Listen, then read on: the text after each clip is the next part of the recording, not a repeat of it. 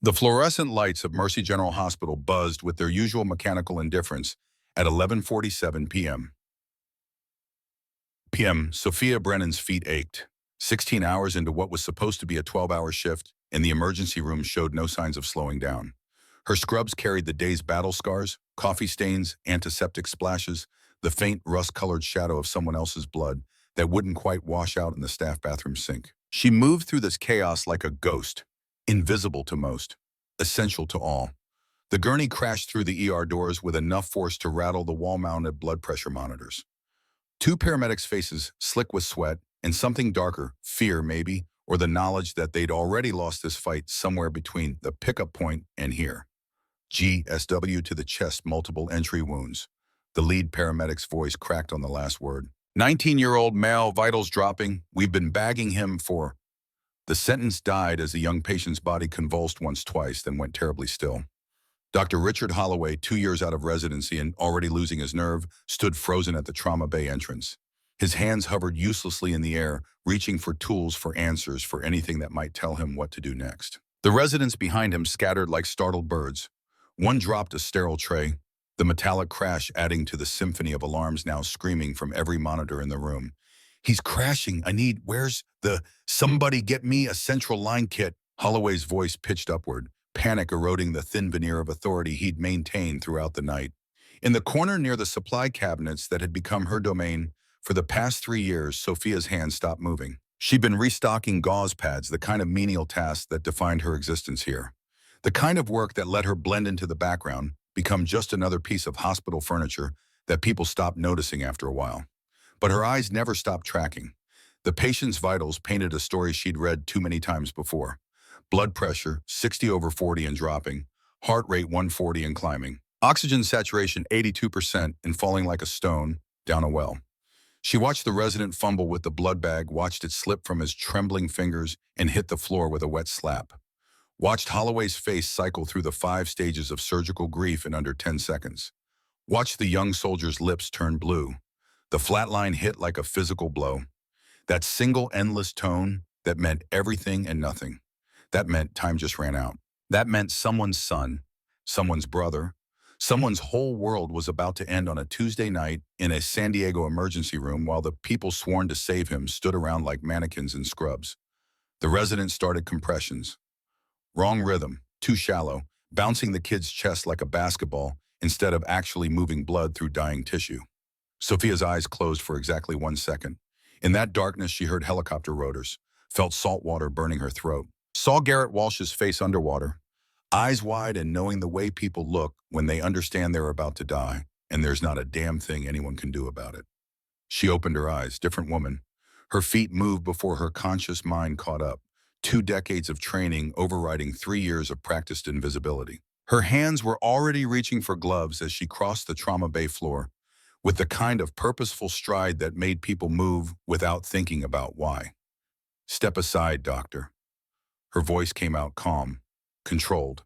The kind of voice that belonged somewhere else entirely, somewhere with incoming fire and blood-soaked ointment and decisions measured in heartbeats. Holloway blinked at her confusion, replacing panic for just a moment. What? Who? Step aside. The volume didn't increase. The tone didn't sharpen. But something in those 2 words, some quality of absolute certainty, of unquestionable authority, made every person in that trauma bay freeze mid-motion. The resident's hands stopped mid-compression. The nurses turned. Even the alarms seemed to pause, though that might have been Sophia's imagination. That voice didn't belong here. It belonged to battlefields and burning helicopters and the kind of places where hesitation meant body bags. Holloway stumbled backward without consciously choosing to move. Sophia took position at the gurney, hands already on the young soldier's chest. She looked down at him, really looked. 19, maybe 20 at most. Fresh tattoo on his left forearm, still healing. Dog tags tangled in his shirt. Face that had probably broken hearts at his high school prom 3, maybe 4 years ago. Wrong rhythm. She glanced at the resident, who looked like he might cry or vomit, or both. You're bouncing him, not compressing. Watch. Her hands found their position, found their rhythm. 100 compressions per minute exactly. Deep enough to actually move blood, controlled enough to avoid cracking ribs. The kind of CPR you learned in the field where textbook theory meant nothing and results meant everything. Holloway found his voice. Who are you? Sophia didn't look up, didn't break rhythm. Doesn't matter. How did you? What matters is this kid walked into an ambush and you're about to let him die. The resident's face went white. How do you know it was an ambush? Sophia's eyes tracked the wound pattern like she was reading a map. Entry wounds, high-angle scattered grouping, incoming fire from elevated position. She nodded at the torn fabric around the kid's chest. He's missing his plate carrier. This wasn't training. The room went so quiet she could hear the fluorescent lights buzzing. I need a 14-gauge angiocath. She finally looked up, found the nearest nurse, young woman Emily. Something always asked too many questions. Second intercostal space mid-clavicular line. He's got a tension pneumothorax and you're all too scared to needle him. Holloway's mouth open-closed. I wasn't sure if... Now I'm sure. Get it? Emily's hands were shaking as she passed the needle. Sophia's weren't. Hadn't shaken in 15 years. Not since the first time she'd had to choose between two dying men and only enough blood for one. You either learn to be steady or you learn to live with the weight of mistakes. She'd learned to be steady. Her fingers found the anatomical landmarks by touch. Second rib intercostal space just lateral to the nipple line. The kind of procedure you didn't think about if you'd done it 300 times under fire. The kind of thing that became as natural as breathing. The needle went in clean. The hiss of escaping air sounded like salvation. Vitals improved immediately, blood pressure climbing, oxygen saturation rising. The heart monitor's frantic beeping slowed to something almost resembling normal sinus rhythm. The kid gasped a real breath, not the weak flutter of dying lungs, but an actual life-affirming breath that made his whole chest heave with the effort. Sophia stepped back, stripped off her gloves, dropped them in the biohazard bin with the kind of practiced efficiency that suggested she'd done this exact motion 10,000 times. Then she walked back to her corner, back to the supply cabinets and the gauze pads and the life she'd built in the shadows of this place, back to being invisible. She picked up where she'd left off, restocking shelves like nothing had happened. Like she hadn't just pulled a kid back from the edge of death while trained doctors stood around playing statue. The trauma base stayed frozen for another 5 seconds. Then training kicked back in and the room exploded into controlled chaos. Holloway barking orders that should have come 10 minutes earlier. Residents moving with renewed purpose. Nurses documenting everything that had just happened. But everyone kept glancing at the corner. At the woman in stained scrubs who was now organizing IV supplies with the same focused intensity she'd just used to save a life. Emily approached slowly like someone approaching a wild animal that might spook. Who is that woman? Margaret, the head night nurse, 55 years old and 28 years at Mercy General, had seen everything twice, didn't take her eyes off Sophia. That's Sophia Brennan, night shift supply coordinator. Been here 3 years. Supply coordinator, Emily's voice pitched up with disbelief. She just performed a needle decompression, like she was checking a patient's temperature. Where did she? Used to be something else. Margaret's tone carried weight. Nobody knows what. She doesn't talk about it, doesn't go to staff parties, doesn't do happy hours. Shows up, does her work, goes home. But that wasn't supply coordinator work. That was someone who's done this before. Margaret finally looked away from Sophia, met Emily's eyes. A lot. Somewhere that wasn't here. On the gurney, the young soldier's eyes fluttered open, confused, disoriented, alive. His gaze swept the room, taking in the faces hovering over him, the monitors, the lights. Then his eyes found Sophia in the corner. Something changed in his expression. Recognition, maybe, or respect. His hand moved weakly to his forehead, a salute barely completed before exhaustion dragged his arm back down. Thank you, ma'am. That last word, ma'am, landed in the room with the weight of a thrown grenade. Not miss, not nurse, ma'am. The way military personnel address officers, the way subordinates address superiors, the way sailors address commanders. Every head in the trauma bay turned to stare at Sophia. She didn't react, didn't acknowledge, just kept stocking supplies with hands that remained perfectly steady. But something flickered across her face, something that looked like pain or memory, or the ghost of a person she used to be before she learned to live as a shadow. Holloway took a step toward her, stopped, took another step. Sophia, that's your name, right? Sophia Brennan. She didn't turn around. Yes, doctor. Where did you learn to do that? Training. Her voice carried no inflection, no invitation to continue the conversation. What kind of training? The kind that doesn't matter anymore. That soldier called you. He's confused. Trauma, pain medication, people say things. She closed the supply cabinet door with controlled precision. If you'll excuse me, doctor, I have inventory to finish. She walked away. Not fast, not running, just the steady, measured pace of someone who wanted to be anywhere but here, having this conversation, answering these questions. Holloway watched her go. So did everyone else in the trauma bay. Watched her push her supply cart down the hallway back into the fluorescent-lit corridors where she could disappear again. Find out who she is. Holloway spoke quietly but with absolute certainty. I want her full employment file on my desk by morning. Margaret just shook her head. You won't find anything. HR tried when she was hired. All that came back was a name, a nursing license, and a reference from the VA hospital. Everything else is locked. Military service records sealed. Clearance levels, nobody here can access. The break room at 6:30 in the morning had the defeated atmosphere of a place where hope went to die. Bad coffee in a machine that had given up on life sometime during the first Bush administration. Flickering fluorescent light in the corner that maintenance kept promising to fix. Vinyl chairs with mysterious stains that predated most of the current staff. Sophia sat alone at a table near the window watching the sunrise paint the parking lot in shades of gold and amber.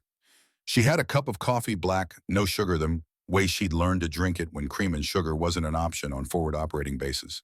Her breakfast consisted of a granola bar from the vending machine and the kind of exhaustion that came from 16 hours on your feet. At the table across the room, 3 residents huddled over their phones, voices low, but not low enough. Did you see Brennan last night? The first resident, Jackson, maybe. Sophia didn't bother learning their names anymore. They rotated through too fast, and most of them looked at her like furniture anyway. She basically took over that trauma, pushed Holloway aside like he was a med student. Oh God, not another dinosaur who thinks she knows better than everyone else. This from the second resident, a woman whose voice carried the particular brand of condescension that came from an Ivy League education and family money. Did someone report her? Report her for what, saving the guy's life, Jackson again. For performing a procedure she's not licensed for. She's a nurse, a supply clerk for Christ's sake. One wrong move and we're looking at a lawsuit that could sink this entire department. Sophia heard every word, felt each one land like a small cut, the kind that didn't bleed much but stung all the same. She didn't react, didn't turn around, just finished her coffee, threw the cup in the trash and stood up. The limp was worse in the morning. Old shrapnel wound in her left hip, souvenir from a mission that officially never happened in a place the government insisted American forces never operated. It had healed crooked. The VA doctors offered to re-break and reset it, but that meant surgery, meant recovery time, meant dealing with questions she didn't want to answer. So she lived with the limp, lived with the pain, added it to the collection of scars nobody could see.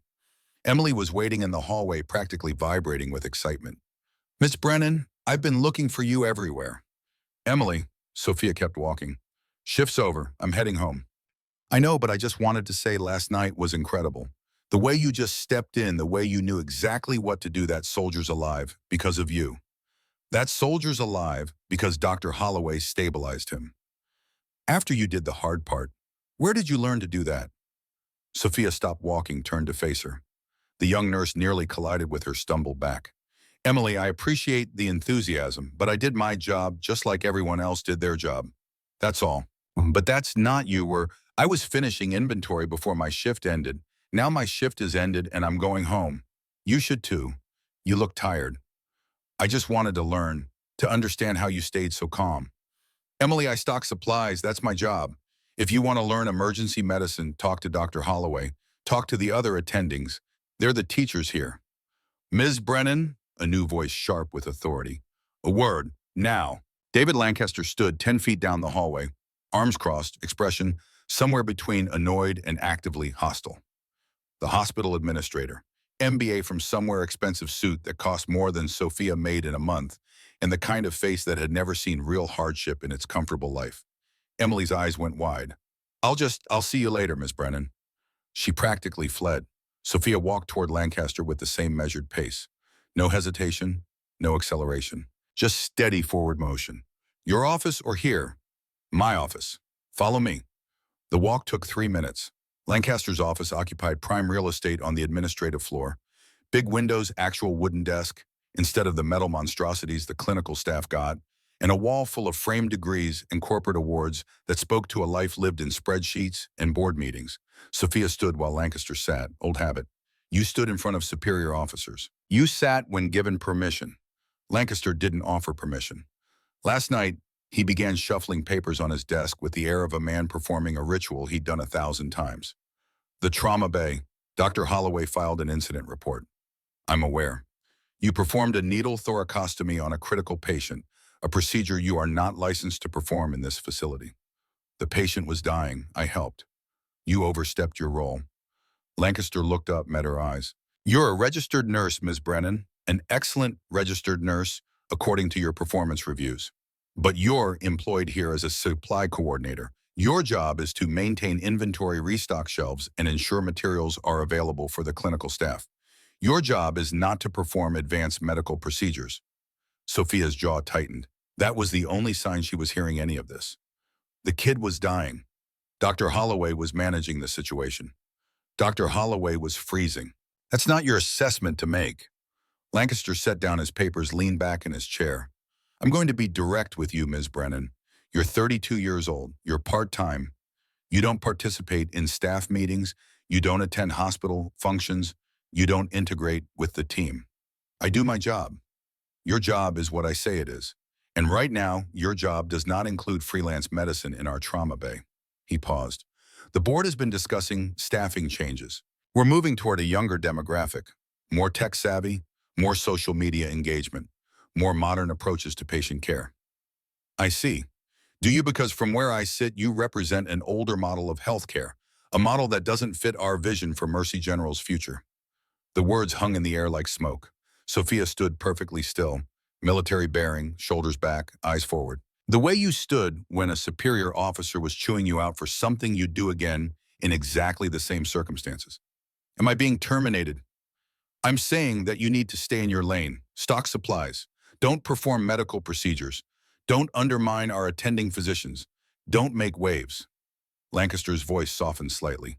You're a talented nurse. No one's disputing that. But talent isn't enough. We need team players. We need people who follow protocols. Can you do that? Long pause, too long. Finally, yes, sir. Good, then we're clear. You can go.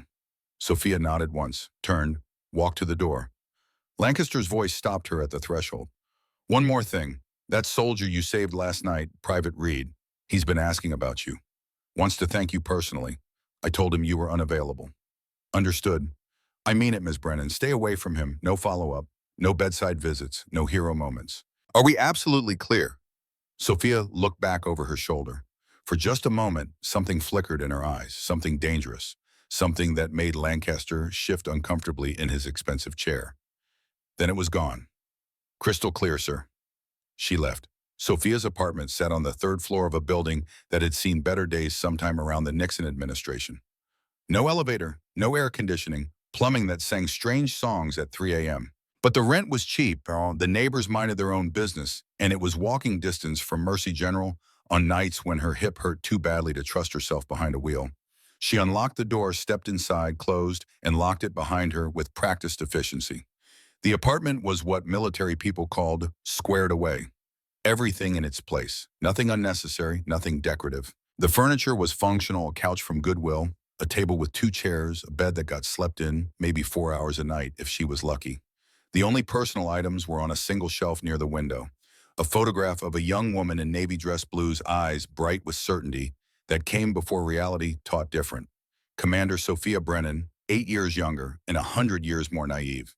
Next to it, a row of photographs all face down. She hadn't looked at those in 2 years. Below them, a go bag, black nylon military issue, packed with 3 days of clothes, first aid supplies, protein bars, water purification tablets, and enough cash to get anywhere in North America if she needed to run.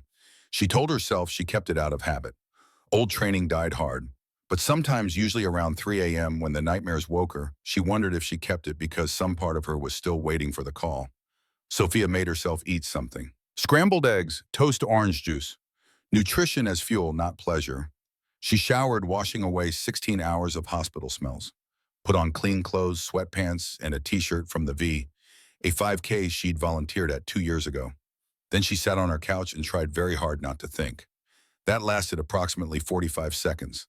The nightmares had started 2 years ago, not immediately after. That would have made sense. No, they'd waited 3 months, let her think she'd escaped clean, and then ambushed her in the middle of a random Tuesday night. Now they were her constant companion. Garrett Walsh, 26 years old, Navy SEAL, 5 deployments, Silver Star for Valor. Dead at the bottom of the Pacific Ocean while Sophia performed CPR for 45 minutes, knowing it wasn't going to work, but unable to stop trying. Unable to accept that this time her skills weren't enough. This time the ocean won. She'd been cleared by the investigation. Medical review board said she'd done everything right, followed every protocol, made every correct decision. Garrett had an undiagnosed genetic heart condition, hypertrophic cardiomyopathy, the kind of thing that turned hearts into ticking time bombs. Could have gone off any time. Just happened to go off 200 feet underwater during a training dive in the Philippines. Not her fault, they said. She didn't believe them. Couldn't believe them. Because if it wasn't her fault, then what was it? Random chance, the universe's cruel sense of humor. Those answers were somehow worse than guilt. At least guilt gave her something to hold on to. The phone rang in her hand, unknown number. She stared at it through 3 rings, 4, 5. On the 6th ring, she answered. Brennan. Silence on the other end. Then a voice. Male. Controlled. Military. Commander Sophia Brennan. Her entire body went rigid. I'm retired. I'm aware, Commander. This is Captain Maxwell Reeves, Naval Special Warfare Command. I apologize for the early morning call. It's fine. It wasn't fine. Nothing about this was fine. What's this about Private Reed, the soldier you saved last night? He was part of a classified operation, an operation that went very wrong. Sophia's free hand clenched into a fist. I heard it was a training accident. That's the official story. The real story is more complicated. A pause. Commander, we have a situation, and I need someone I can trust. I'm not active duty. I can't. This isn't about active duty. This is about keeping that kid alive long enough to testify about what really happened out there. Her heart rate increased. Testify to what? Defense contract fraud, $2 billion. Evidence that goes all the way to Congress. Reed was transporting documentation when his convoy got hit. He survived. The evidence survived. Now powerful people want both of them gone. Jesus. Someone tried to kill him 30 minutes ago in his hospital room. The world tilted. Sophia stood up, paced to the window, looked out at San Diego morning. Sunny, beautiful, oblivious. He's stable. For now, we're moving him to a secure location, but he won't talk to our people, won't trust anyone, keeps asking for the woman who saved him, says she has the look, says she's military. Captain, I've been out for 2 years. Some skills don't rust, Reeves's voice carried certainty. We need you, Commander, not just as a medic, as someone who understands how this works, who's been in the field, who knows how to operate when the whole system's compromised. Sophia closed her eyes, saw Garrett's face underwater, saw all the faces she'd failed to save, saw Private Reed's face, 19 years old, alive because she'd stepped out of the shadows for exactly 30 seconds. What's the real situation? Reed wasn't alone in that convoy. There were 3 other SEALs with him. All 4 survived the ambush. All 4 are now critical. One of them is Petty Officer Ethan Walsh. The name hit like a physical blow. Walsh? Yes, ma'am. Garrett Walsh's younger brother. The room spun. Sophia grabbed the wall for support. Garrett had a brother. Yes, ma'am. Ethan, 24 years old, currently at Naval Medical Center with severe decompression sickness. He specifically requested you. Said Garrett told him about you. Said if anything ever happened, you were the person to trust. Sophia couldn't breathe, couldn't think. Garrett, who she'd failed to save 2 years ago, who'd died while she'd broken his ribs, trying to restart his heart, who'd haunted every night since, had a brother. And that brother was dying and wanted her. Commander Brennan, are you all right? She wasn't all right. She might never be all right again. But she nodded anyway. When do you need me? Now, I can have a car there in 10 minutes. She should say no. Should hang up. Should go to bed and forget this conversation ever happened. Should protect the fragile peace she'd built in the shadows of Mercy General. But Ethan Walsh was 24 years old and alone and scared and hunted. And Sophia Brennan, Commander Sophia Brennan, didn't leave people behind. I'll be ready. She hung up before Reeves could say anything else. Before she could change her mind. Before the fear could catch up with the decision. 10 minutes. She changed into dark jeans, long-sleeve shirt boots. Grabbed the go bag because, of course, she was grabbing the go bag. Stopped at the shelf, looked at those face-down photographs. Reached out, one photograph. Just one. She turned it over. Garrett Walsh, smiling, alive, in his dress blues at his SEAL graduation. The day before she'd met him. The day before he became her responsibility. The day before she failed him. She put the photo back face down. Not yet. Maybe not ever. The car arrived in 9 minutes. Black SUV, tinted windows, government plates. The driver didn't introduce himself, just nodded when Sophia climbed into the back seat.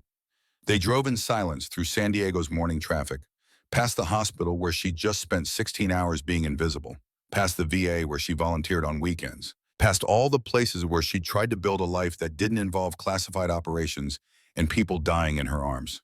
Sophia's hands pressed flat against her thighs. She breathed. In for 4 counts, hold for 4, out for 4. The car took an exit she didn't recognize, down streets that got progressively less maintained. They pulled into what looked like an abandoned warehouse. The driver killed the engine. Inside, 2nd floor, they're waiting. Sophia nodded, grabbed her go-bag, stepped out. The warehouse smelled like rust and neglect. Emergency lights provided weak illumination. She took the stairs 2 at a time, ignoring her hips' protest. 2nd floor, the door stood open. Light spilled out. She heard voices, equipment, the beep of a cardiac monitor. Sophia stopped in the doorway. The room had been converted into something approximating a medical facility. Hospital bed monitors, IV stands, field hospital setup. Functional, efficient, temporary. Private Reed lay in the bed awake but groggy, 19 years old, an IV in his left arm, monitors tracking vitals. 2 people in tactical gear by the window security. And by the bed, a man she immediately understood. Tall, fit, late 30s, the bearing of someone who'd earned authority through blood and sweat. Commander Brennan. He didn't offer his hand. Lieutenant Nolan Pierce, SEAL Team 5. Sophia nodded. Just Sophia now, not Commander. With respect, ma'am, that's not how we see it. Pierce gestured to Reed. Kid here keeps asking for you. Won't talk to anyone else.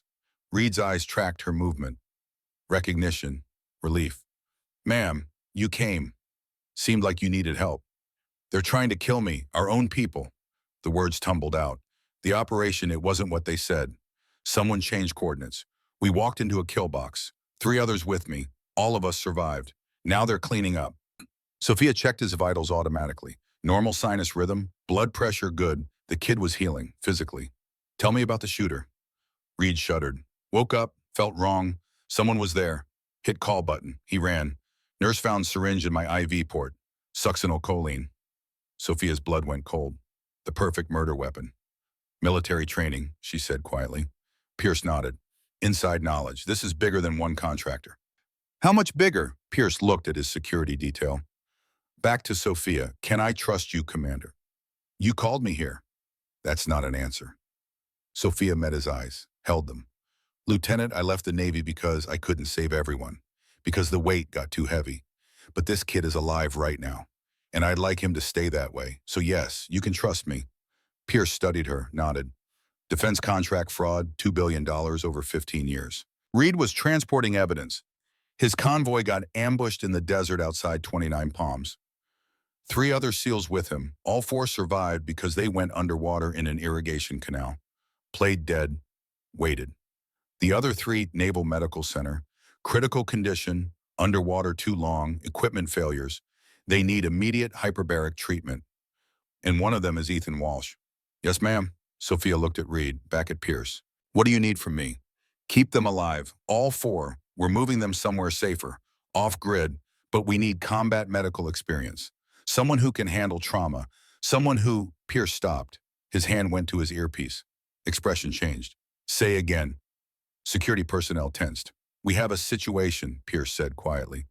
3 unknowns entering the building. Ground floor. Moving tactical. Sophia's training overrode everything. How long? 2 minutes, maybe less. She looked around. 1 exit.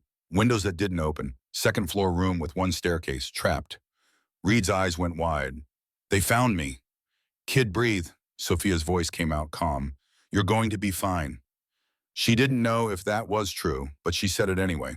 Pierce pulled weapons from a hidden case, offered one to Sophia. She took it. The weight was familiar.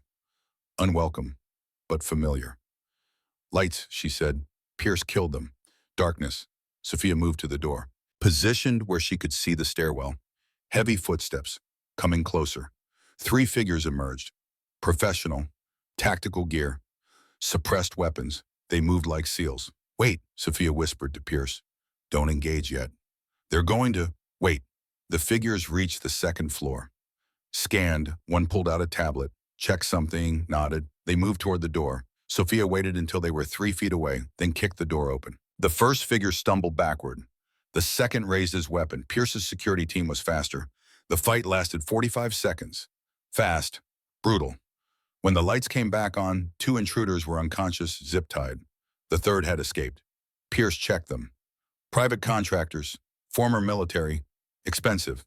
Sophia leaned against the wall, forcing her breathing steady. Reed was alive. That was something.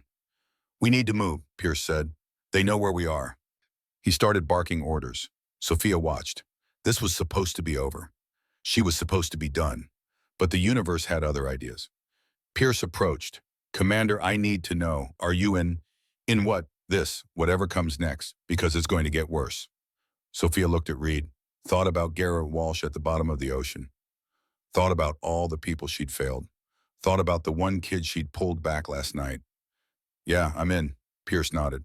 Good, because the 3 casualties at Naval Medical, they need you now. Ethan Walsh specifically asked for you, said Garrett told him if anything happened, find Commander Brennan. The world stopped. Let's go get them. The helicopter touched down on Naval Medical Center's rooftop at 0340 hours. Sophia's boots hit the deck before the skids fully settled. 2 years away from this life, and her body remembered every motion, every protocol, every instinct that kept you alive when seconds mattered. Pierce landed beside her, already moving toward the rooftop access. 2 Marines stood guard, weapons at low ready eyes, tracking the helicopter with professional wariness. Commander Brennan, SEAL Team Medical Consultant, Pierce announced. Not a request. A fact. The corporal checked his tablet, frowned. Sir, I don't have authorization for call Captain Reeves, he'll confirm. The corporal stepped away, spoke into his radio. Returned 30 seconds later. You're cleared. 3rd floor, Trauma Bay 2. They moved. The hospital's interior was brighter than Mercy General. Newer equipment, military efficiency, everything designed for one purpose, keeping warriors alive long enough to fight again. Sophia had sworn she'd never return to a place like this. Promises were easy to break when someone needed saving. 3rd floor. The trauma bay doors stood open, inside the controlled chaos of critical care. Ventilators, monitors, voices calling numbers in medical shorthand. She stopped at the threshold, breathed. Pierce noticed. Commander, give me a second. It wasn't a request. Pierce nodded, stepped inside, left her alone. Sophia pressed her palm against the cool wall, used it to anchor herself. To the present, to this moment, to the fact that Garrett Walsh had been dead for 2 years, and she was about to meet his brother, and none of it made sense, but she needed to make sense of it anyway. 4 counts in, 4 counts hold, 4 counts out. Then she walked into the trauma bay. 3 patients, 3 beds surrounded by equipment, medical personnel in scrubs and uniforms moving with practiced urgency. Pierce stood by the center bed talking to a Navy doctor. Both looked up as Sophia approached. The doctor was older, late 50s, gray at the temples, face lined with exhaustion that came from too many impossible decisions. Commander rank insignia, name tag read Morrison. Commander Brennan, Morrison's voice carried flat fatigue. Captain Reeves speaks highly, says you're the best dive medical officer he's ever seen. Was, past tense. Sophia set her go bag down. I've been civilian for 2 years. Skills like yours don't fade that fast. Morrison gestured to the beds. Here's the situation. 3 SEALs. Convoy ambushed 2 days ago. They survived by going underwater in an irrigation canal. Stayed under too long. Equipment problems. Multiple complications. Sophia moved to the first bed. Young SEAL, maybe 22. Gray pallor, labored breathing even with oxygen. Monitor showed saturation at 88% and dropping. Kyle Drummond, Morrison said. Lung barotrauma, pneumothorax right side, possible hemothorax. We've been managing conservatively, but he's deteriorating. Second bed, unconscious SEAL, younger. Skin cold to touch. Core temperature reading 86 degrees. Josh Mercer, hypothermia. Suspected spinal injury from rapid decompression. Temperature keeps dropping despite warming protocols. Sophia nodded, moved to the third bed, and stopped. The young man had Garrett Walsh's eyes. Same green-gray color, same intensity, same determined set to his jaw. But this wasn't Garrett. This was Ethan. Petty Officer Ethan Walsh, Morrison said quietly. Type 2 DCS neurological symptoms. Paralysis spreading bilateral lower extremities. Needs immediate recompression or he's looking at permanent disability. Possibly death. Ethan's eyes found Sophia. Recognition flickered. Ma'am. Weak voice, strained. You're Commander Brennan. Sophia's throat closed, forced words out. How did you know, Garrett? He talked about you. Small smile attempt. Failed. All the time. Said you were the best doc he ever met. Said if anything happened, find you. The trauma bay tilted. Sophia gripped the bed rail. Ethan, I need to tell you about Garrett. I know. Eyes glistened. I know he's dead. 2 years now. He told me about the dive, about the Philippines, about how you tried everything. Voice broke. He told me it wasn't your fault. Made me promise if I ever met you, tell you that. Sophia couldn't speak. Morrison cleared his throat. Commander, we need triage. Backup hyperbaric chamber only fits 1 patient. We need your assessment on priority. The words hit like a physical blow. Sophia had been here before. Different ocean, different patients. Same impossible choice. She forced clinical detachment, pushed emotion aside, became the officer she'd trained to be. Resources, Morrison pulled up a tablet. Backup chamber operational but limited. 1 patient. 4-hour protocol, minimum. Surgery suite 3 available in 15 minutes. 2 qualified surgical teams. Warming protocols ongoing for hypothermia. Sophia studied the 3 patients. Ran scenarios. Kyle Drummond, 15 minutes to death if pneumothorax progressed. Surgery could fix it. Risky but survivable. Josh Mercer, hypothermia progressive. 90 minutes before critical organ damage. Warming could work. Ethan Walsh, DCS type 2. 25-minute window before permanent neurological damage. 30 minutes before death. The math was brutal. Clear. Kyle to surgery immediately. Chest tube possible thoracotomy if bleeding confirmed. Sophia's voice steady. Professional. Josh continues warming monitor for spinal compromise. Ethan goes to chamber. Morrison nodded. Agreed, I'll prep. I'm going in with him. Everyone stopped. Pierce spoke first. Commander, that's 4 hours sealed. If something happens, then you handle it. Ethan needs continuous monitoring. Vitals unstable. Someone qualified needs to be inside. We have medics. With dive medicine training, treatment at depth, do they know the protocols? Silence. Morrison's expression softened. Commander, you haven't slept in 24 hours. 4 hours in a pressurized chamber is exactly what I trained for 8 years. Sophia met his eyes. I'm going in. Morrison studied her, nodded. All right, but you follow my protocols. Any deviation, I pull you both. Clear, crystal. The next 10 minutes controlled chaos. Kyle prepped for surgery, wheeled out with Morrison leading. Josh's warming protocols adjusted. Ethan prepared for chamber. The chamber sat on 4th floor. Cylindrical, white, industrial. Warning labels and pressure gauges. It looked like a coffin. Sophia helped transfer Ethan from gurney to chamber bed. He was lighter than expected. Paralysis, stealing muscle tone. Commander, barely a whisper. I'm here. I'm scared. I know, me too. That honesty helped. Breathing steadied slightly. Pierce appeared with medical kit. Supplies, IV fluids, emergency medications. Everything Morrison specified. Thank you, Lieutenant. Commander, before you seal the convoy attack. It wasn't random. Someone had the route, the timing. They were waiting. Inside job. We think so. Whoever did this has high-level access. Command structure compromised. Pierce's jaw tight. You'll be locked in 4 hours. If they find out where Ethan is, you'll handle it. Commander, Lieutenant Pierce, that kid is 24 and losing his legs, and his brother died, and I'm the only person here qualified for this. Voice hardened. So yes, there's risk. But leaving him to die because I'm worried about my safety, not acceptable. Pierce snapped to attention. Yes, ma'am. How many men for security? 6, all personally vetted. 2 on this floor, 2 on stairwells, 2 mobile. Anyone approaches who isn't Morrison or his staff, stop them. Understood. And Lieutenant, if they breach, your priority is stopping them, not rescuing us. We'll be safe in the chamber. Focus on the other patients. Pierce nodded. Good luck, Commander. Sophia climbed in. Space tight, room for bed for her to sit beside it for basic movement. Medical equipment lined one wall. Small porthole window to control room. Morrison appeared at window. Commander sealing you in. Communication through intercom. I'll monitor continuously. Any problems, tell me immediately. Roger, the hatch sealed. Heavy mechanical sound, then pressure began increasing. Immediate discomfort. Ears popped, sinuses ached. Air thick, heavy. Beside her, Ethan gasped. Easy, hand on his shoulder. It's going to feel strange. That's normal. Just breathe, slow and steady. How long, boss? 4 hours full protocol, maybe longer depending on response. Ethan closed eyes. 4 hours, okay, I can do 4 hours. Tell me about Garrett. Eyes opened. What? Your brother. What was he like? We're saying why him? Because I need to understand, because I've carried his death 2 years without knowing who he really was. Because maybe hearing about him from someone who loved him will make it hurt less. Because it'll help pass time. Ethan quiet, then started talking. Garrett was 6 years older, raised me after Dad left.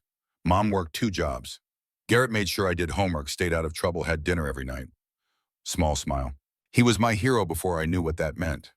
Sophia adjusted oxygen flow, checked vitals, heart rate elevated but stable, blood pressure holding, neurological symptoms not progressing. Yet, he enlisted at 18, sent money home every month, never missed. When I turned 18, wanted to follow him, be a SEAL. Voice caught. He tried talking me out, said it was harder than it looked, wanted better for me. But you enlisted anyway. Yeah. Once I made it through BUD/S, earned my trident, he called, said he was proud, said I was tougher than he gave credit. Hands clenched. That was 6 months ago. Chamber pressure stabilized at treatment depth. Sophia documented vitals timing observations. Medical records continued even in pressurized tubes. Commander, can I ask something? Sure. What happened when Garrett died? Sophia's pen stopped. Training dive, Philippines, 200 feet. He had cardiac event underwater. Heart just stopped. And you were there. I was his dive partner. Brought him up. CPR 45 minutes. Words flat, clinical, only way she could say them. He died anyway. I'm sorry. So am I. Long silence. Then Ethan. Commander, there's something you should know about Garrett. What? He had hypertrophic cardiomyopathy, genetic heart condition. Knew about it for 3 years before he died. The chamber spun. Sophia gripped the bed rail. What? Heart condition. He hid it. From Navy. From everyone. Said if they found out, they'd pull him from duty. Said he'd rather die doing the job than live on sidelines. 3 years. Garrett had known 3 years. Had hidden it. Had made the choice to stay operational, knowing his heart was a time bomb. Had made the choice that killed him. It wasn't your fault. Ethan's voice gentle. Garrett told me about you. About the dive. How you tried everything. Broke 3 ribs doing CPR because you refused to give up. Small smile. He said you gave him 3 extra years. 3 years to be the SEAL he dreamed of. That's not failure, Commander. That's a gift. Sophia couldn't speak. 2 years of guilt. 2 years of nightmares. 2 years believing she'd missed something, done something wrong. And it had never been her fault. Garrett chose this. Chose mission over safety. Chose to risk everything rather than accept limitations. Chose to die as a warrior. The intercom crackled. Commander Brennan vitals spiked. You all right? She'd forgotten the monitoring. They were tracking her too. I'm fine. Heart rate 120. I'm fine, Morrison. Just processing information. Pause. Understood. Let me know if you need anything. Sophia looked at Ethan, at Garrett's brother, at the young man who'd just given her absolution she didn't know she needed. Thank you. For what? For telling me the truth. Ethan nodded, then face contorted with pain. Commander, my legs. Can't feel them anymore. Sophia was moving instantly. Checked neurological responses. Tested reflexes. Documented progression. Paralysis spreading. Faster than it should. Morrison, we have a problem. Voice steady. Neurological symptoms progressing despite treatment. Paralysis complete bilateral lower extremities. Ascending pattern. Intercom alive immediately. Vitals. Heart rate 100, BP 140/90, respiratory 22. He's compensating but losing ground. Increase oxygen to 100%. Adjusting pressure protocol. Sophia made changes. Watched Ethan's face. Fear there. Real fear. Am I dying? No, you don't know that. You're right, I don't. But I'm going to do everything possible to prevent it. Like you did for Garrett. Question wasn't cruel, just honest. Better than I did for Garrett. Because now I know the truth, now I understand. Adjusted IV drip. And because Garrett would haunt me forever if I let his brother die. Weak smile. Next hour, focused medical management. Sophia monitored every sign, every response, every change. Paralysis stopped progressing. Didn't reverse, but stopped. That was something. Outside Porthole Morrison at control station, Pierce occasionally appeared security updates. Everything quiet. Too quiet. Sophia had survived too many operations to trust quiet. Commander Ethan's voice. Yeah. Why did you leave the Navy? If it wasn't your fault Garrett died, why quit? Good question. Checked oxygen saturation. 96%. Better. Because even if it wasn't my fault, it still hurt. Every time I suited up, went underwater, I saw his face. Felt his ribs breaking under my hands. Heard his last breath. Paused. Couldn't do it anymore. Couldn't carry that weight and function. So I left. Regret it. Every day, and also never. Met his eyes. Regret leaving my team, not being there when needed, but don't regret choosing survival. Sometimes bravest thing is admitting you're broken and stepping away before you get someone else killed. But you came back. I did. Why? Because Pierce called, because you needed me, because Reed looked at me with desperate hope and I couldn't walk away, because maybe saving you could balance scales for not saving Garrett, because some debts don't end when you take off the uniform. Some responsibilities continue. Intercom crackled. Different voice, Pierce, tense. Commander Brennan's situation. Sophia's hand went to hip, reaching for weapon that wasn't there. Talk. 3 unknowns entered building, ground floor. Security footage shows tactical gear, suppressed weapons, moving like professionals. Time to 4th floor. 3 minutes, maybe 4. Looked at pressure gauge, treatment depth. Decompression would take 30 minutes safely. Faster risked killing them both. Trapped. Morrison emergency decompression possible. Not without killing you. Pressure differential would... I know what it would do, but if they breach, we're dead anyway. Silence. Then Morrison quiet and determined. I'll prep emergency protocols. But even fast decompression is 12 minutes minimum. You need to buy time. 12 minutes. Sophia looked around chamber. No weapons, no escape. Just medical supplies and a paralyzed patient. She'd been in worse. Maybe. Pierce make them think we're not here. Lock down this floor. Maintenance, contaminated. Whatever makes them check other floors first. If they don't fall for it, then you stop them. Whatever it takes. Roger, Commander. Intercom silent. Sophia turned to Ethan, eyes wide. Fear replaced earlier calm. Commander, I can't move. Can't fight. You don't need to. Just stay alive. Let me handle this. How we're locked in metal tube. As Sophia allowed grim smile. Ethan, I've spent 20 years keeping people alive in impossible situations. This gestured at chamber. Just another day. Started going through supplies. IV bags, potential weapons thrown hard. Scalpel's better than nothing. Portable defibrillator had voltage to stop a heart or drop someone. Not much, but something. Outside distant alarms. Pierce evacuating floor, making it look like emergency. Smart. Then silence. The kind before violence. Sophia positioned between Hatch and Ethan's bed. If they breached, they'd go through her first. 1 minute, 2, 3. Hard hammered. Chamber air felt thicker. Forced slow breathing. Panic killed. Calm survived. 4 minutes. 5. Door to chamber room opened. Through porthole, 3 figures entered. Tactical gear, weapons drawn, professional efficiency. Swept room. Found chamber. Lead figure approached porthole. Looked directly at Sophia. She looked back. Young face behind tactical mask. Maybe 30. Professional. Cold. He raised weapon. Pointed at porthole. Glass reinforced. Bulletproof. Designed for pressure differentials. But nothing truly bulletproof if you used enough bullets. Finger moved toward trigger. Then Pierce appeared behind him. Fight was fast. 3 seconds of violence. 2 intruders down. 3rd running for door. Pierce didn't chase. Moved to chamber control panel. Commander, 10 minutes treatment left. Locking down building. No one in or out until we clear every floor. The one who ran, my men will handle it. Sophia wanted to argue, wanted to help, fight, but she had a patient. Patient came first, always. Understood, Lieutenant. Keep me posted. Yes, ma'am. Intercom quiet. Ethan exhaled. Holy shit. Yeah, that was close. Too close. Checked vitals. Despite everything stable, kid was tougher than he looked. But we're still here, still breathing. That counts. Next 10 minutes passed without incident. Chamber pressure gradually decreased. Sophia monitored Ethan's response. No complications. Paralysis remained stable. Not improving yet, but not worsening. Best they could hope for. Finally, Morrison's voice. Commander, safe pressure. Preparing to open. Hatch unsealed with equalizing pressure hiss. Sophia helped transfer Ethan to gurney. Legs remained paralyzed, but sensation returning to upper body. Good sign. Morrison met them in hallway.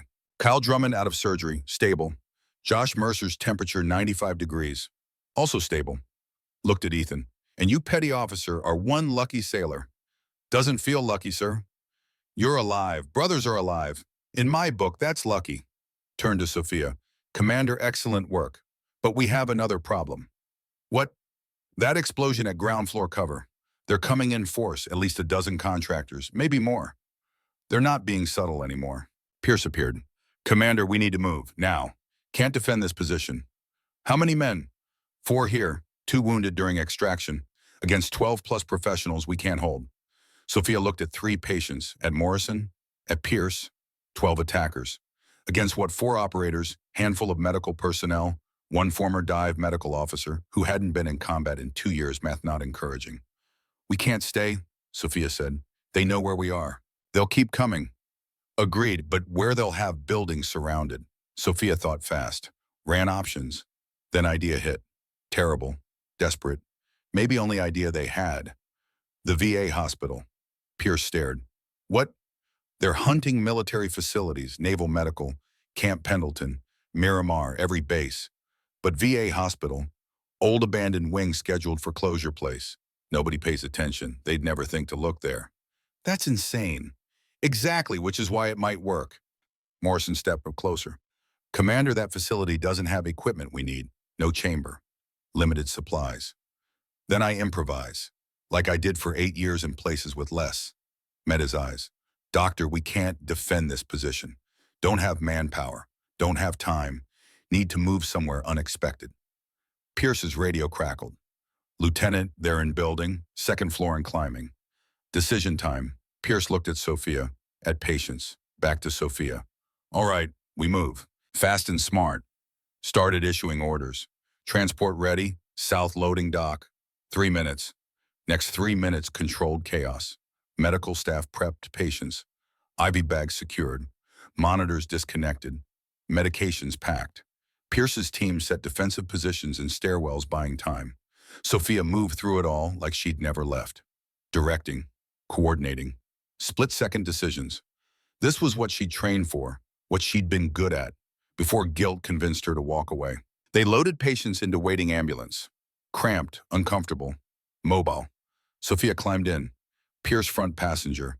Morrison squeezed beside her. Go. Ambulance pulled away just as gunfire erupted on 2nd floor. Sophia didn't look back. Couldn't afford to. 3 critical patients. Limited supplies. Unknown numbers of trained killers hunting them. Heading to abandoned hospital wing that might or might not be defensible. But it was movement. Action. Better than waiting to die. San Diego night blurred past windows. Sophia checked vitals. Ethan stable. Kyle stable. Josh stable. 3 lives depending on her. Just like old times. Except old times got Garrett killed. This time would be different. This time she wouldn't fail. She couldn't. The ambulance turned onto familiar street. VA hospital rose ahead, dark and silent against night sky. Their sanctuary or tomb. They'd find out soon. The VA hospital's abandoned east wing looked like government abandonment personified. Cracked windows, graffiti on lower walls, loading dock gate hanging on one rusted hinge. Perfect. The ambulance backed up to loading entrance. Pierce jumped out first, weapon drawn, scanning shadows. His 4 remaining security personnel fanned out, securing perimeter with practiced efficiency. Sophia climbed down, helped Morrison with gurneys. Ethan first, Kyle, Josh. 3 young men who trusted their country and got hunted for it. Clear, Pierce called softly. They moved inside. Smell hit immediately. Mildew, decay, decades of neglect. Electricity cut months ago. Emergency lights provided weak illumination, battery-powered ghosts. Sophia had volunteered here once. Before funding dried up. Before government decided these veterans weren't worth investment. She knew the layout. 2nd floor, she said. Old intensive care. It'll have infrastructure, oxygen hookups, monitoring capabilities if we get power. Pierce nodded. My men will secure ground floor, all entry points, advance warning if anyone approaches. They found stairs, no elevator. Morrison helped maneuver first gurney up. Wheels caught on debris. Ethan groaned as jostling aggravated injuries. Sorry, almost there. Second floor marginally better. Someone had stripped valuable equipment, but bones remained. Hospital beds bolted to floor, oxygen ports on walls, some monitoring equipment too old to sell. This one, Sophia pushed through door into 4-bed ICU, large enough to spread out, defendable. Single entry, they transferred patients. Sophia's hands moved automatically, connecting oxygen, checking IVs, assessing vitals. Morrison worked beside her. Different services, different training, same mission. Keep them breathing. Keep them alive. Pierce appeared in doorway. Perimeter secure. 2 men ground floor, 2 roving. Rotate every 2 hours. Communications. Radio only. Cell spotty? Contacted Captain Reeves. He's working on reinforcements, but it's taking time. Nobody knows who to trust. Sophia understood. When corruption went high enough, trust became rarest commodity. How long? Pierce's jaw tightened. They'll figure out we left Naval Medical within an hour. After that, they'll search. VA hospital is on the list, but not high priority. Might have 6 hours, 12 if lucky. Then we use that time. Morrison set up monitoring equipment. Old machines flickered to life, powered by generator. Pierce's men hauled upstairs. Not modern, not sophisticated, functional. Sophia checked Ethan first. Neurological symptoms stabilized during transport, but paralysis remained complete below waist. Without proper hyperbaric treatment, permanent disability loomed. Kyle Drummond breathed easier after surgery, but oxygen saturation kept dropping. Something bleeding internally that Morrison's team missed. Josh Mercer's core temperature rose to 96 degrees. Better, but pupils unequal. Possible brain injury from rapid decompression. 3 patients, 3 critical conditions, limited resources, unknown timeline. Sophia had worked worse odds. Not by much. Commander Ethan's voice weak. Where are we? Somewhere safe for now. Are they coming? Probably, but we'll be ready. She adjusted morphine drip, enough to manage pain, not enough to mask symptoms. Morrison moved beside her. Commander, contingencies, such as, what happens if they find us before help arrives? 3 non-ambulatory patients. Limited defensive capability. We fight. That's not medical. It's survival. Met his eyes. These kids didn't sign up to be murdered because Pentagon contractors got greedy. If it comes to fight, we make them pay for every inch. Morrison nodded slowly. Understood. They worked in silence. Old ICU felt like tomb. Emergency lights cast long shadows. Outside, somewhere in San Diego, night people hunted them. But inside this room, 3 young men still breathed. That counted. Sophia's hip throbbed.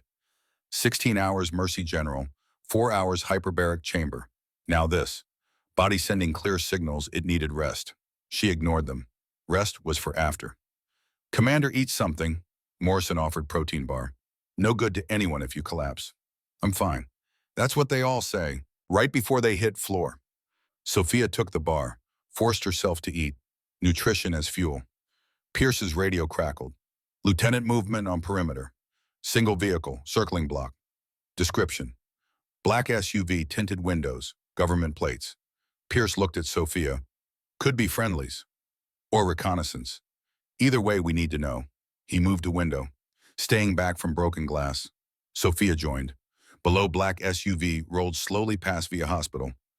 Didn't stop. Didn't slow. Steady surveillance pace. They're mapping, Sophia said, checking all hospitals, all medical facilities. Process of elimination. How long before they narrow it down? Depends on locations. Could be hours, could be minutes. SUV turned corner, disappeared. Pierce keyed radio. All units weapons tight but alert. Might have company soon. Sophia returned to patients. Kyle's oxygen saturation dropped to 89%. Not critical yet. Trending wrong. She listened to chest, diminished breath, sounds right side. Pneumothorax progressing, despite chest tube Morrison placed during surgery. Persistent air leak, she told Morrison. Lung isn't sealing. Without imaging, can't tell if it's simple tear or complex. Doesn't matter. Either way needs intervention we can't provide here. Morrison's expression darkened. Then what, Sophia thought, ran through combat medicine training, scenarios where proper equipment wasn't available. Where you made do. Manual re-expansion, create positive pressure, force leak close long enough to start healing. Incredibly risky. So was watching him suffocate. Morrison considered, nodded. Together, I'll manage airway, you handle thoracostomy. They prepped Kyle, increased sedation, positioned for optimal access. Sophia's hands found familiar rhythm. 20 years of procedures in 100 war zones. Knowledge that medicine wasn't always elegant. Sometimes just controlled, violence against the body forcing it to heal. She worked 20 minutes. Morrison managed ventilation. Together they coaxed Kyle's collapsed lung back to function. When finished, oxygen saturation, 95%.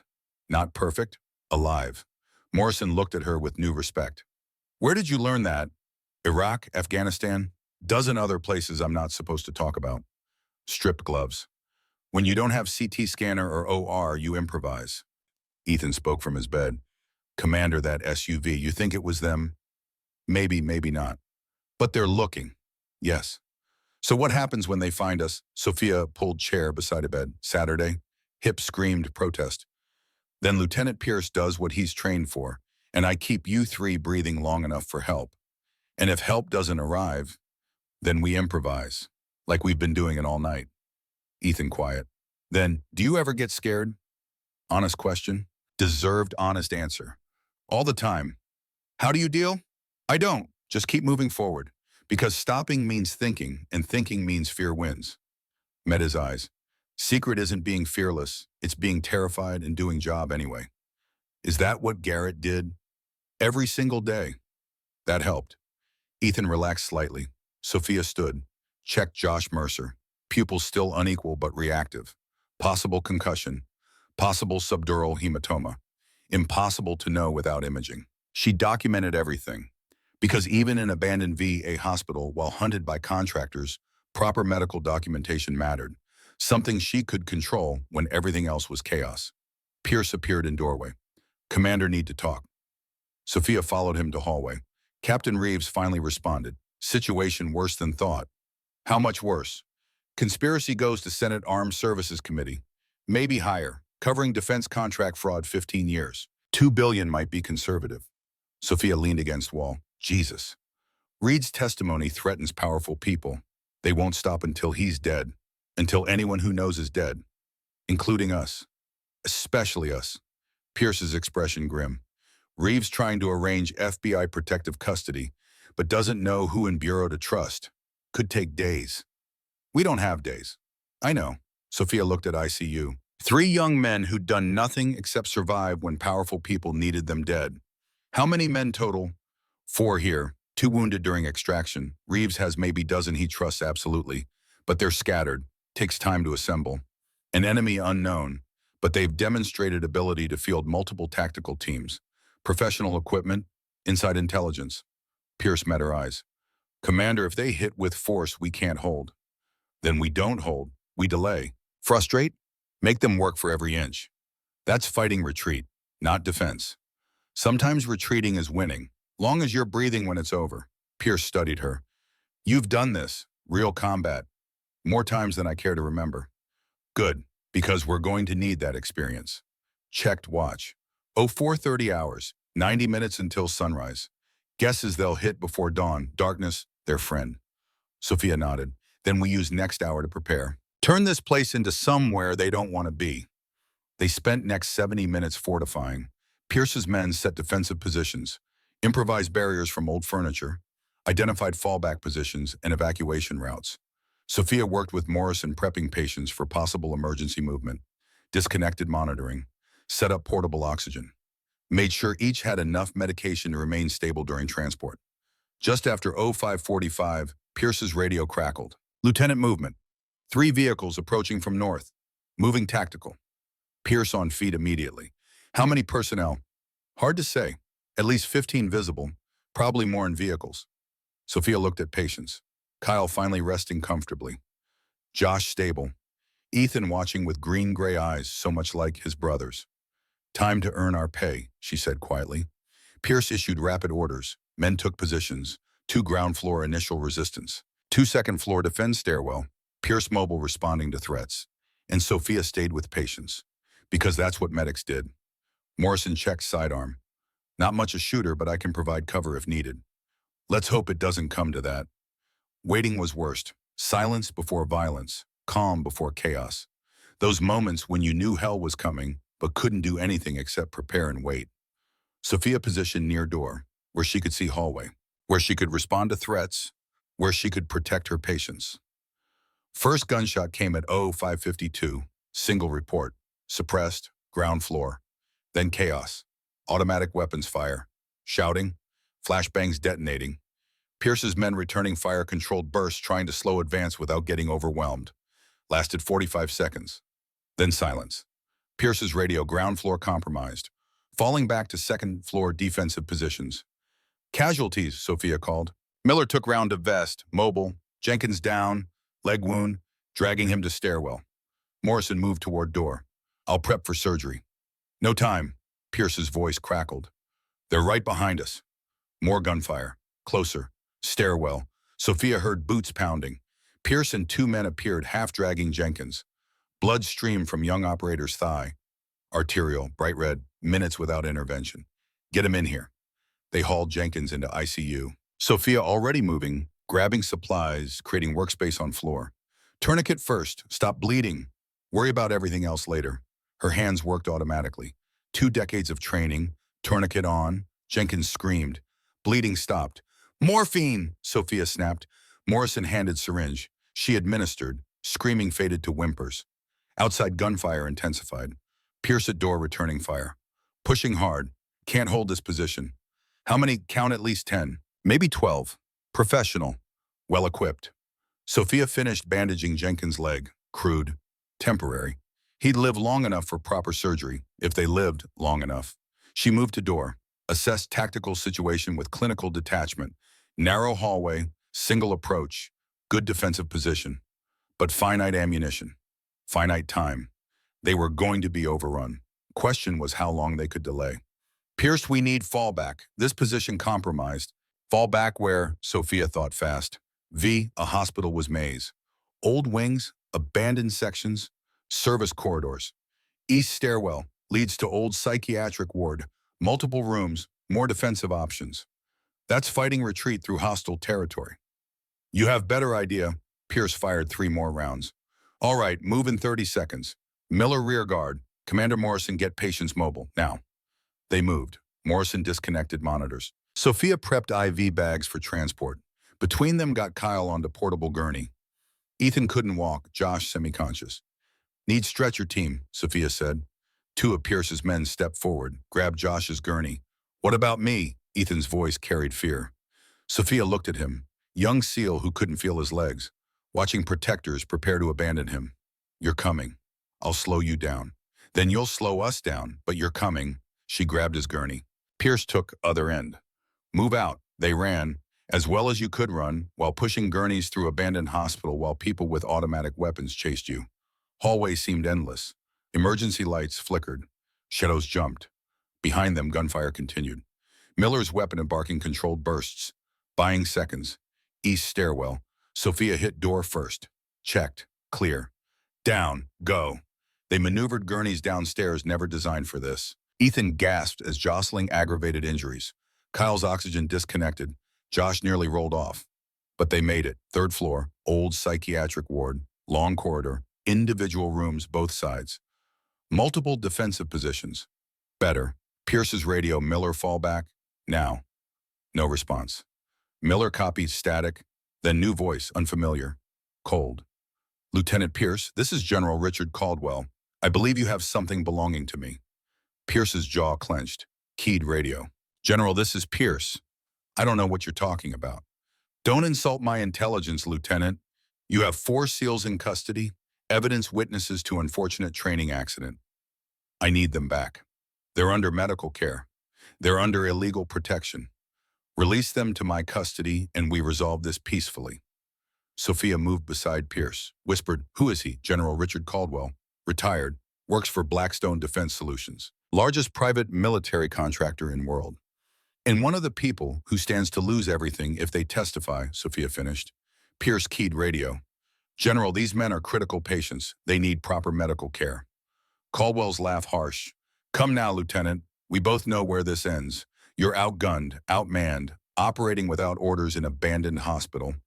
Your men will die. Patients will die. You'll die unless you walk away. And if we walk away, you live. Maybe keep career. I'm reasonable, Lieutenant. Don't need more bodies, just evidence. Pierce looked at Sophia, at patients, at wounded men. She could see him calculating, weighing options. Sophia spoke quietly. If we give them up, they die. You know that. If we don't, we all die. Maybe, but at least we die doing right thing. Pierce held her gaze long moment, then keyed radio. General Caldwell, with all due respect, go to hell. Silence. Then Caldwell's voice cold as ice. So be it. Kill them all. Assault came fast. Flashbangs in stairwell, disorientation, confusion. Then contractors pouring through professional precision. Pierce's men opened fire. Psychiatric ward erupted into battlefield. Sophia pulled patients into nearest room. Barricaded door with furniture. Morrison helped moving with surprising speed. Outside, firefight intensified. Then Pierce at door. Commander can't hold. They'll breach this room in 90 seconds. Sophia looked around. No other exits, no escape. Trapped. 3 critical patients. 2 doctors. 3 wounded operators. Against at least 10 professional contractors with superior firepower. Math brutal. Obvious. But Sophia Brennan never good at accepting obvious conclusions. Then we make those 90 seconds count. She grabbed medical supplies. Started preparing syringes, sedatives, paralytics, anything weaponized in desperate hands. Morrison understood immediately. Chemical warfare, improvised defensive measures. Pierce positioned remaining men, created overlapping fields of fire, turned room into kill box. Not enough, but something. Door shuttered, breaching. Sophia stood between door and patients. This was it. This was where she found out if 2 years civilian life made her soft, if guilt and nightmares broke something essential. Door exploded inward. Contractors poured through, and Sophia Brennan discovered some things didn't rust. Some skills stayed sharp. Some debts demanded payment. She fought like woman with nothing to lose and everything to prove. Fight brutal, close quarters, no hesitation. Pierce and his men were professional, trained, disciplined, but tired, wounded, running on fumes, contractors fresh, well-equipped, motivated by money and conspiracy. Sophia saw Pierce take round to shoulder, saw one of his men go down, saw tide turning. Then something changed. Footsteps in hallway, multiple contacts. Moving fast, friend or foe, contractors hesitated, turned. New voices, American, military. FBI federal agents dropped weapons. Contractors made choice. Some surrendered. Others tried fighting. Over in seconds. Sophia sagged against wall, entire body shaking with adrenaline crash. Lead FBI agent entered. 50s, professional, authority of someone who'd done this before. Commander Brennan. That's me. Special Agent Robert Crawford. Captain Reeves sent us. Sorry it took so long. You're here. That's what matters. Crawford surveyed room. Wounded, patients. Aftermath. General Caldwell. Escaped during confusion.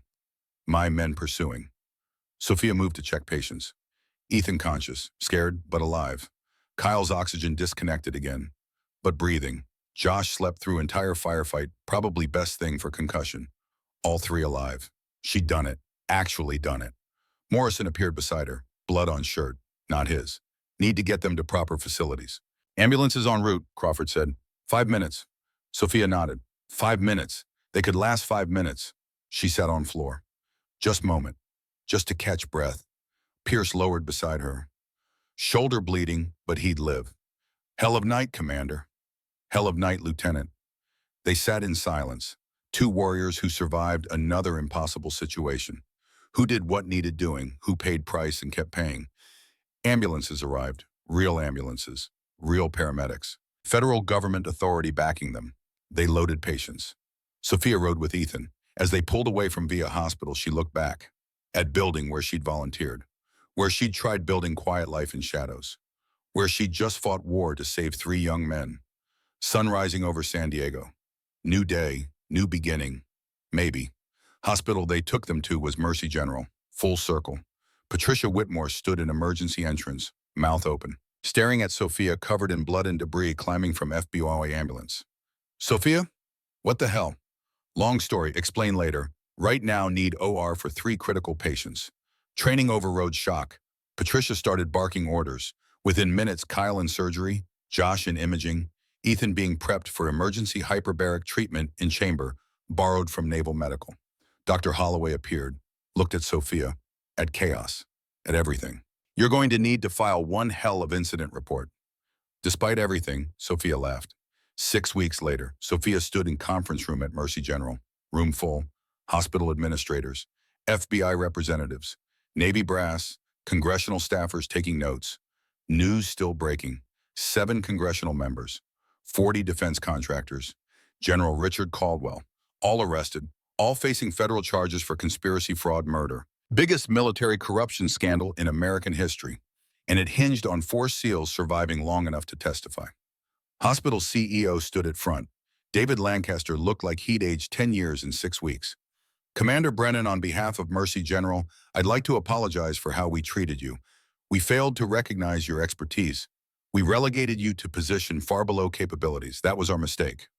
Sophia nodded, accepting but not absolving. We'd like to offer new position, Director of our Advanced Combat Medicine Training Program, partnering with VA and Naval Medical, Comprehensive Training Center, civilian and military medicine together, teaching next generation. Sophia had known this was coming. Reeves briefed her. This was outcome he'd negotiated. Way forward, purpose, legacy. She stood. I accept, on one condition. Lancaster blinked. What condition? Patricia Whitmore becomes associate director. She's good leader. Deserves opportunity to learn what I know, and I deserve to learn what she knows about modern hospital administration. Patricia's eyes went wide. Lancaster considered. Nodded. Agreed. Press conference that afternoon. Sophia stood at podium, wearing Navy dress uniform first time in 2 years. Medals earned, rank left behind. Reporters shouted questions about conspiracy, about firefight, about everything. She answered some, deflected others. Maintained operational security where required, but message clear. Sometimes quiet ones are most dangerous. Sometimes invisible people are heroes. Sometimes person stocking supplies in corner is one who'll save your life when everything goes wrong. After press conference, she visited patients. Kyle Drummond recovering well. Lung function, 96%. Back on active duty in 6 months. Josh Mercer, full recovery. No lasting brain damage. Already talking about returning to team. And Ethan Walsh was walking. Not well, not without pain, but walking. Physical therapy every day. Determination that would have made his brother proud. Commander, Ethan smiled when Sophia entered. Heard about new position? News travels fast. Glad you're going to be amazing. We'll see. Sat beside bed. How are you feeling? Like I got hit by truck, but alive, so I'll take it. Your testimony helped put a lot of bad people away. Our testimony couldn't have done without you. Sophia, quiet moment. Then Ethan, I want to tell you something about Garrett. Which part? That got small laugh, despite everything. I spent 2 years carrying guilt for him, thinking I'd failed, thinking I could have done more. Met Ethan's eyes. Learning truth set me free, but also taught me something. What? Some debts can't be repaid. Some losses can't be fixed. All you can do is honor fallen by living well, by doing work, by making sure their sacrifice meant something. You saved my life, Commander. Garrett's sacrifice meant I got to live because of you. And now you get to make that life count. That's how you honor your brother, sir, not dying alongside him, but living life he gave you. Ethan nodded. I can do that. I know you can. Sophia stood to leave. Commander, one more thing. Yeah, thank you for not leaving me behind. Never, that's not who we are. She left hospital that evening. San Diego sunset, painted sky in gold and crimson. Beautiful, peaceful.